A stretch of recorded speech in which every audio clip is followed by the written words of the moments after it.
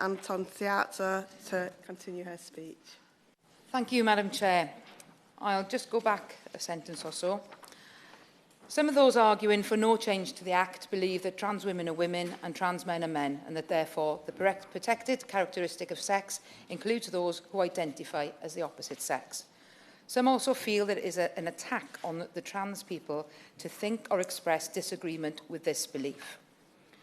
In support of this petition, Nancy Kelly from Stonewall said that she is proud of the Equality Act and that it works really well as legal sex, that it works well to operate trans-inclusive or not spaces, and emphasised how inclusion should be the norm. Defining legal sex as observed at birth would see inclusion rather than inclusion. And I also had the opportunity to speak to barrister Robin Moira-White, who explained to me how this amendment was a blunt instrument.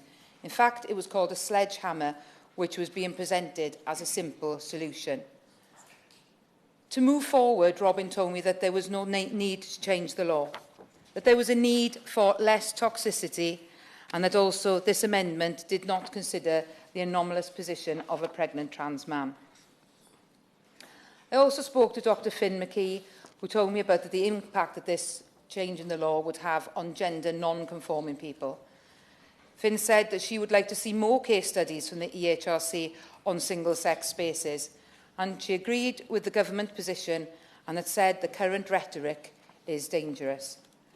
We also need to have better public amenities that work for all people with inclusion as the default.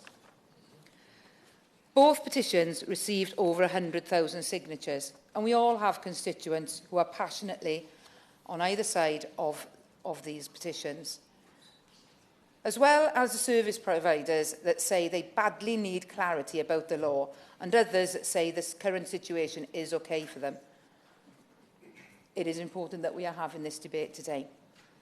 So, as well as supporters of both petitions, I spoke to the Equality and Human Rights Commission, whose job it is to protect everyone's rights and to explain the Equality Act. They said the law can be hard to implement, and don't we know it? Their letter to the Minister for Women and Equalities states a change to the Equality Act 2010 so that the protected characteristic of sex means biological sex could bring clarity in a number of areas, but potential ambiguity in others. Both the government and the opposition welcomed the EHRC statement that, and the current situation merits further consideration and exploration of possible solutions. The EHRC said there is a clear need to move the public debate on issues of sex and gender to a more informed and constructive basis. I was told that this issue, and I know, has been bubbling away for many years and was not anything new. In 2018, the Women and Equalities Committee asked the EHRC to create statutory guidance on single-sex spaces, which it published much later in 2022. However, the guidance placed a large onus on service providers to exclude people who are legal women. It was when this escalated in 2018 that the UK and Scottish governments started talking about proposals to reform the Gender Recognition Act, which started the debate about self-ID. They said that the landscape since the Equality Act had changed significantly. There are more gender identities. Yes, I will. I appreciate it. She's making a good speech balance so far. Would she recognise that when the Equalities Act was being passed, the Lib Dem spokeswoman at that time, asked our minister from the Labour Party if this was the first step to understanding self-ID and moving towards those steps in Hansard? So this is an issue that was thought of at the very time of the Equalities Act being created, and the affirmative response was given to that question at that time. I thank the Honourable Member for his contribution, but at the moment there are more gender identities and more trans people who have no intention of getting gender recognition certificates. They also said that the situation for people who identify as non-binary is very unclear, and that a change to the legislation would provide clarity and a framework for moving forward. They said, however, that the government would need to scrutinise how trans people would feel about the change. They also identified the following key areas of concern for the public: NHS and medical treatment, toilets, sport, sport in schools and children's rights, and women's domestic abuse shelters. On talking about a way forward, they said the debate needs to be more informed and constructive. Aqua Reindorf said that we need some shared facts in the debate. Baroness Kishwa said that the government should publish its proposals and then set up a joint committee to look at it first and ask all the questions. She said that this would be a sensible approach. Baroness Kishwa also said that she hoped people would not shoot the messenger. The EHRC provided analysis for the government, and it is to parliamentarians to make decisions.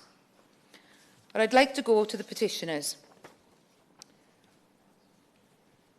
One of the petitioners said to me, and wished to remain nameless, "We want legal protections. We want the Conservative government to stop using us as a distraction to pull hate away from their failures.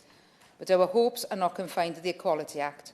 The main struggle most trans people face is not what legal protections we are afforded post-transition, but access to the means to transition in the first place."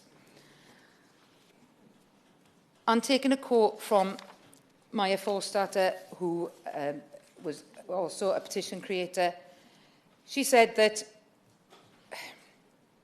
the reason she's trying to clarify the law is that the law is made clear and that sex discrimination and discrimination against transgender people are two different strands